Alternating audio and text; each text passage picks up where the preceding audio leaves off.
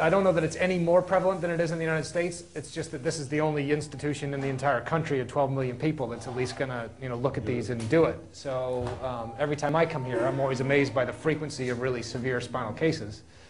On the other hand, the vast majority of what I do back home in the United States is back pain, and we don't see that here. I'm sure they have back pain in Cambodia, but it doesn't come to the clinic. Okay, so we're trying to organize this operation, and the basic deal is we may not need a blood transfusion, but we may. And we don't want to run into problems where we have no blood if we really need it. We've sent the patient with our laboratory technician over to the blood bank, and the patient and her father went over there. And normally they want, for every unit they're going to give you, they want a donation of a unit.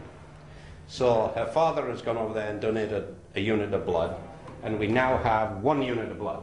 Right? But we want 2, right? So their story, the blood bank story is, maybe they can give us another one at 5 o'clock. Well, that may actually be not too bad for us, but we'd like it before that. So what will probably happen is, if I've got a minute, I'll run over this afternoon and give a unit of blood, and then we'll have the 2 units. It won't be a problem.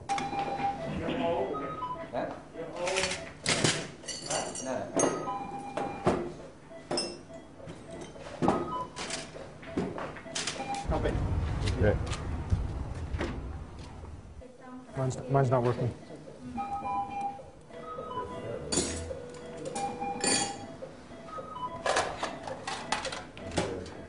And the big difficulty is having the blood when you need it, not waiting till 5 o'clock or waiting till whatever. If I go and I give them a unit now, we'll be 1 unit up. We might be able to get 3 for this lady if we need it.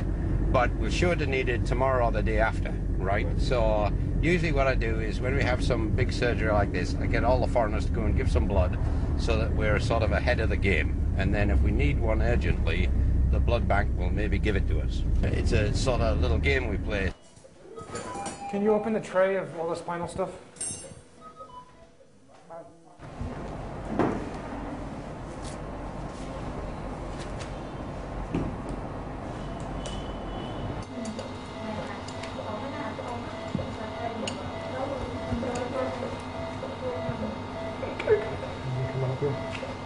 Places like that. These are called Harrington rods. So these are the original rods that we use to treat scoliosis.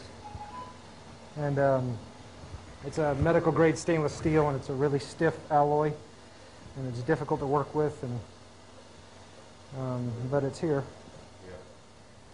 When I do this operation at home with all the toys I have at home, I have titanium alloys, I have intraoperative x-ray, I have 1,000 things that make that technical operation so much easier in my hands at home.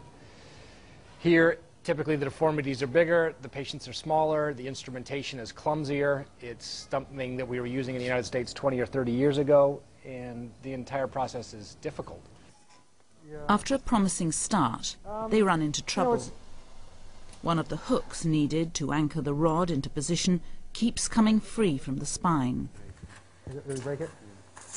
Probably should have a better rod because we have a problem to fix the upper hook. Can you still get underneath there?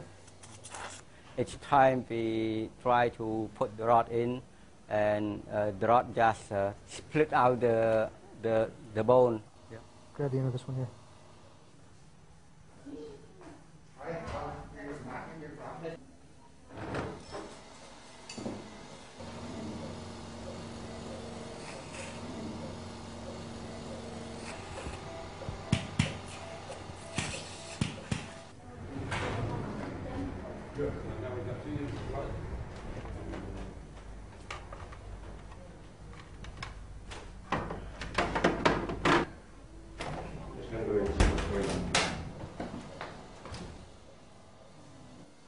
The team now has the units of blood to complete the operation, but the problem of anchoring the rod puts the whole process in doubt.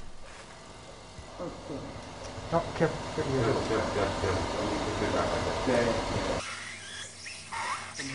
It's useless using this stuff. It really is. It's way too stiff for a kid this size. Yeah. It's way too big. It's the wrong stuff. And it's just the top hook that goes with the oar? Yeah. The hook fails to take again. Well, you know, the other alternative is that it won't hold, right, is that we fuse that and put it in a catch. Yeah, I know that. Yeah.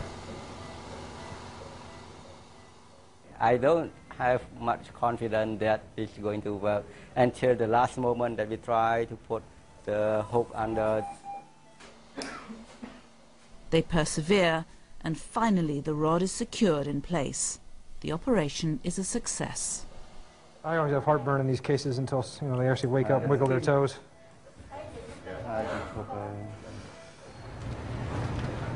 Early morning in downtown Phnom Penh, and the working day has already begun for Dr. Nhiep at his desk, quietly writing his thesis. This is a thesis on meningoencephaloceal that I operated on Children's Surgical Center. The condition is a meningoencephalocele. It's a outpouching of the lining of the brain, the fluid around the brain, and some brain itself, coming through a hole in the skull and coming out through the forehead onto the face. It's a birth defect thought to be produced by mothers eating mouldy rice during pregnancy and found throughout Southeast Asia. Allowed to go untreated, it seems to be fatal, with no one yet surviving into adulthood.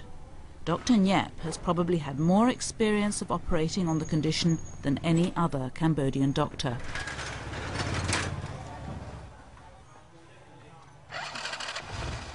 It's not in Cambodia, but all the whole Southeast Asia. It's very common. In Thailand, in Burma, in Malaysia, in Cambodia. We've done 162 cases already. Yeah, Nhiep's the world's expert on this condition. Not quite. Right. Cambodian expert. Cambodian expert.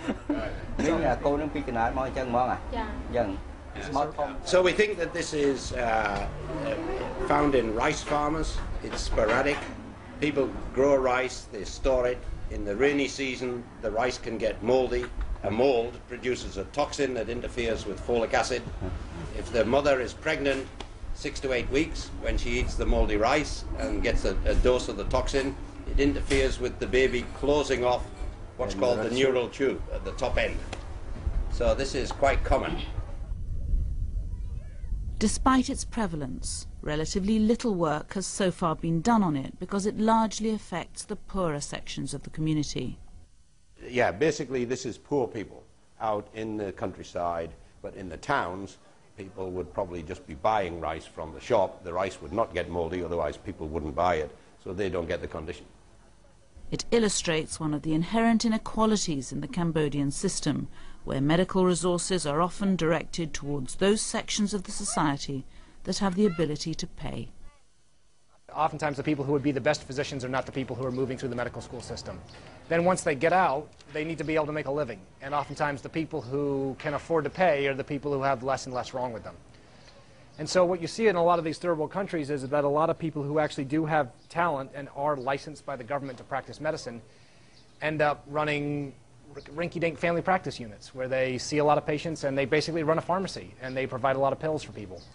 And so my understanding is that's very, very common here, that a lot of people will graduate from the medical school system here, and what they'll do is they'll go into private practice where essentially they're running a pharmacy. They'll see the worried well of Cambodia and they'll give them pills. And oftentimes they don't have the resources that surround them to be able to make use of their talents to become surgeons or to do particularly difficult things. Come on, buddy, you and me. Thankfully, Dr. Nhiep finds himself in the kind of environment where he can become the surgeon he aspires to be. Now an expert in meningoencephalocele, he's also becoming proficient in scoliosis. Hold the big toe up towards your head. Together with Sohrab Golagli, a look-in on their scoliosis patient, Nabi. Up that way. Just one day after her surgery and getting ready to walk again. A lot straighter than she walked the day before. Do you feel everything normally? Another successful step along the road of transferring expertise from visiting Westerners to their Khmer counterparts. You know, medical care in a country like this is challenging. I mean, it's hot and it's sweaty and the air conditioning doesn't work and things smell and people have horrible diseases. And these are really challenging things to treat even when you're first world trained. And I think they can be absolutely overwhelming when you're third world trained. Does she feel like standing up? And so when you come to a place like this, for me, it's the best and the most difficult cases of the year that I see here. For a Cambodian, they don't feel that. This is just more horrible stuff they've got to deal with on a daily basis. Okay, come on, sweetie, let's swing your legs over. And so sometimes you have to kind of catch yourself that the enthusiasm that I feel for coming here and the complexity of the cases may not be shared by the Cambodians that I'm working with, because they're surrounded by this disease and disability all the time, and what might make them really excited is someone who's actually a lot better that they can really feel like they can have a positive impact upon. She should be getting up twice a day. Twice a day, yeah. Yep. Yeah. It's so much better for her in terms of her pulmonary function and, and everything else. Okay. And obviously her pain control is good enough. Mm-hmm. Yeah. So, Good result? yeah, terrific.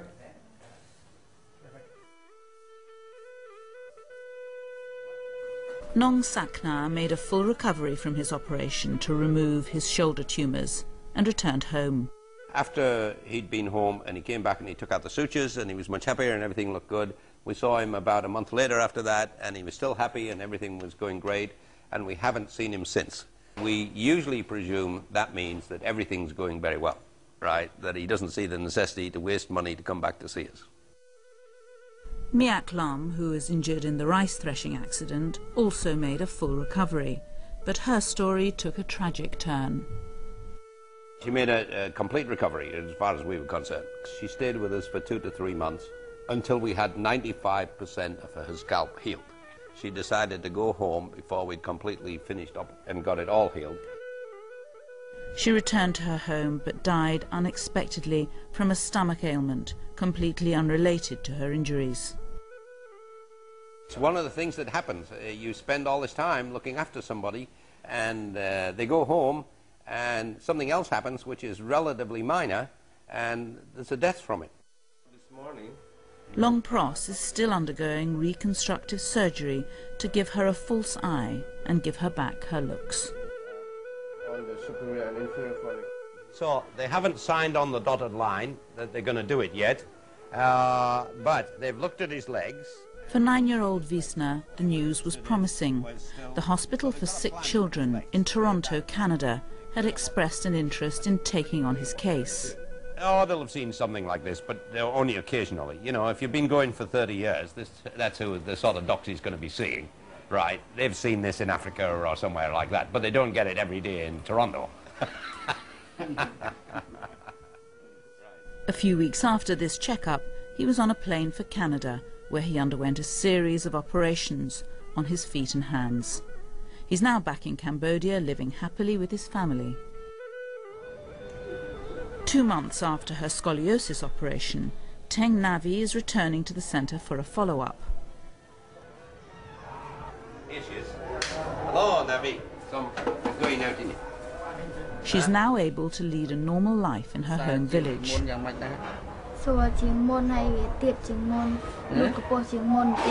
Okay, she said that it's easy for lie down, and then also she got more... And she's tall. Yeah. But what about the other kids in the village? Have they made any difference? Did they used to call her names before? Yeah,